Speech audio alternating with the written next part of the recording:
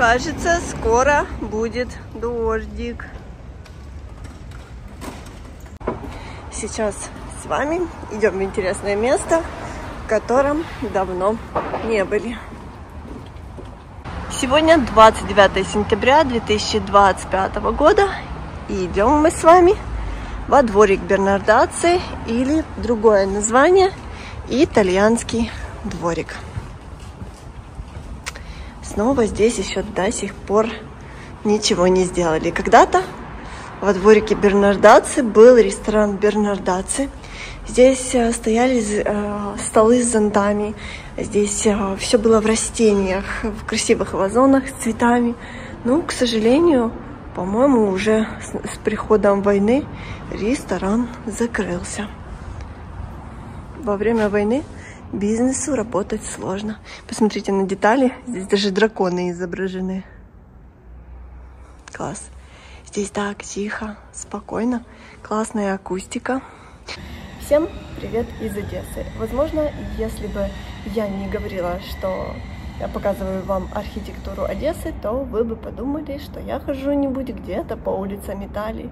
Но нет, в Одессе смешаны различные культуры, и это отображается даже в архитектурных таких, можно сказать, моментах. Поэтому мы все-таки с вами в Одессе. И да, у нас есть такие прекрасные места. Не хотелось бы делать акцент на негативе, но все-таки скажу, все-таки находятся люди, которые вот от себя должны оставить что-то плохое. Ну, почему не выбросить рядом мусорку, сигареты? Нужно их обязательно оставить в этом дворе. А в филармонии еще до сих пор реконструкция. Здесь что-то перестраивают, делают ремонты. Но филармония у нас одно из красивейших зданий в городе. И, кстати, когда его строили, оно было одним из самых дорогих зданий в Одессе после оперного театра. Сюда тоже вкладывали очень много денег. Здесь центральный вход. Там красивейший деревянный потолок. Туда обязательно нужно попасть. Но видите, здесь ремонт, и я вам в подробностях ничего не покажу. Просто так немного покажу, что у нас есть. Филармония работает, здесь проводятся концерты, но просто все заходят, наверное, с какой-то другой стороны. Я с начала войны в филармонии не была. По-моему, здесь какая-то репетиция. А вот и афиши филармонии. Я не просто так сегодня сюда с вами приехала. У нас хорошая новость в Одессе. И, наверное, особенно для одесситов. Кто из наших зрителей помнит, в конце января 2025 года Бристоль пострадал от обстрела. В него попала ракета, и он был разрушен и закрыт.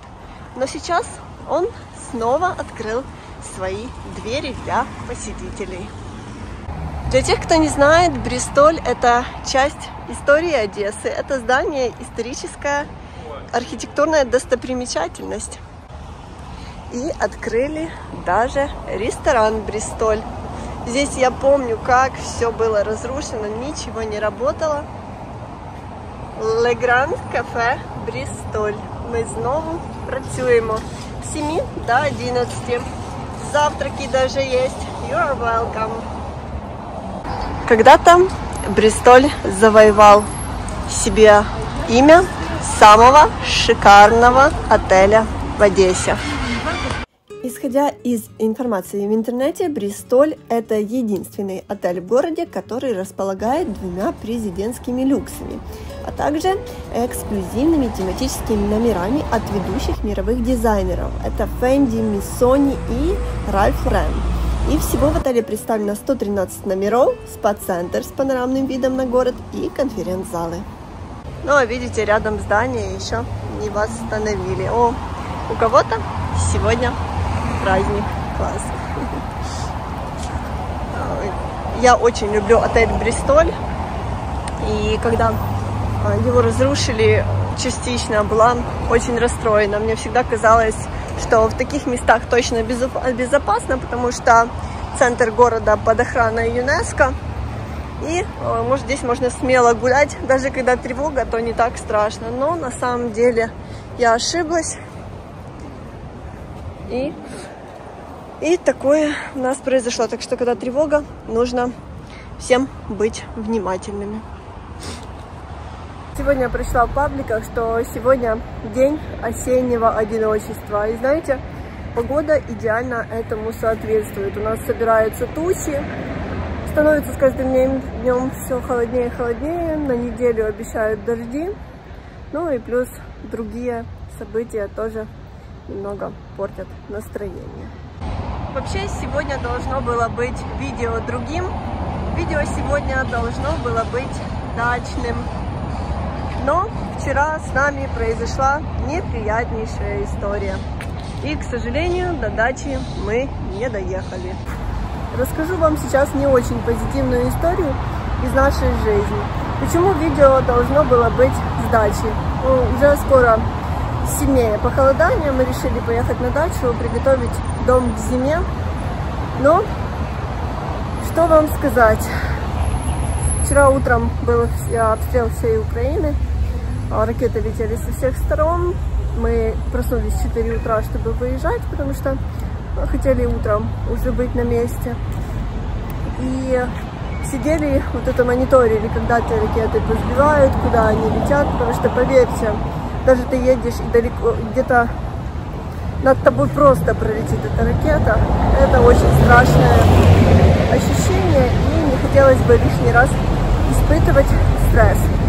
Выехали мы на рассвете, проехали 80 километров, и что вы думаете? У нас загорелась лампочка чека. Причем она не просто светилась, а она еще и моргала. В воскресенье все СТО в округе выходные, в Одессе практически все СТО выходные, диагностику никто не мог приехать сделать, поэтому мы даже думали в какой-то момент, что придется ехать в Одессу на эвакуаторе. Но, к счастью, со скоростью 20 км в час мы вернулись.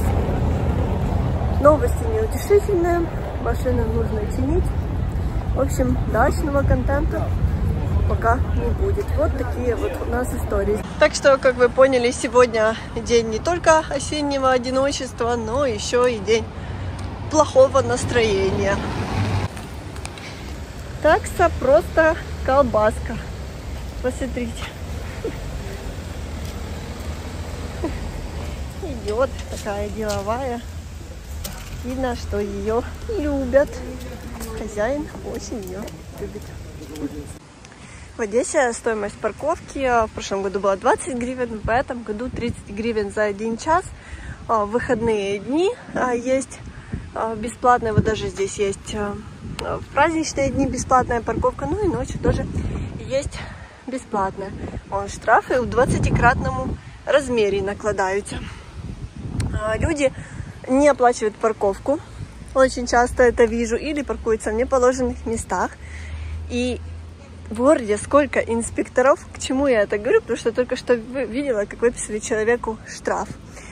Они просто массово идешь и массово вот так в ряды людям выписывают штрафы за неправильную парковку или за неуплаченную парковку.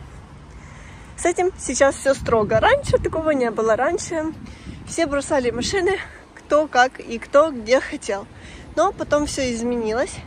И теперь есть правила, которые нарушать нельзя. Я уже не стала снимать инспекторов и автомобилей, которые получили штраф. Надеюсь, никто из наших зрителей сегодня не был оштрафован. Я недавно тоже запарковалась. Думала, что там парковаться можно, не увидела знака, но пришла, и мне метровая квитанция, у меня метровая квитанция уже была. Так, сломалась машина, поэтому тут говорят, если погладить кошелек этого еврея Азиса Хаиса, то появятся деньги, поэтому перед ремонтом автомобиля, может, это поможет. Потрем и кошелек, и нос, и ручку, чтобы ремонт прошел успешно и дешевле. Всегда, когда вижу наш красивейший флаг украинский, всегда вот у меня ассоциация фотографии, как едешь летом, и голубое небо, желтое поле. Какая красота! Вот идеально передают цвета флага, цвета нашей страны. Смотрите, какая сумка. Сумка-подушка. Класс. Пивной фестиваль закончился. И пустые бутылки. Да, все бутылки пустые. Уже везут обратно куда-то в другие города. Потому что на бирфестивале были представители разных городов Украины. Сейчас через горсад прохожу і видите, троянди висаджені до 454-ї річниці дня міста Бахмут від Бахмутської міської територіальної громади для міста Одеси. Красивые розы, некоторые еще даже до сих пор цветут. Все, забрали с бирфестиваля, вот даже вывеску Гамбринуса уносят. Все, теперь погода портится просто на глазах. Ветер начинается, и с каждой минутой холодает все больше и больше. Сейчас присела, зашла в новости. Считаю, что на завтра в Одессе штормовое предупреждение. Уже знаете, как-то и на улицу меньше тянет такой холод. Хочется кутаться в одеяло и спать, пока нету тревог. Ну что, так сегодня выглядит жизнь в Одессе. Я желаю всем хорошего дня, хорошего настроения и до встречи в следующем видео. Всем пока-пока.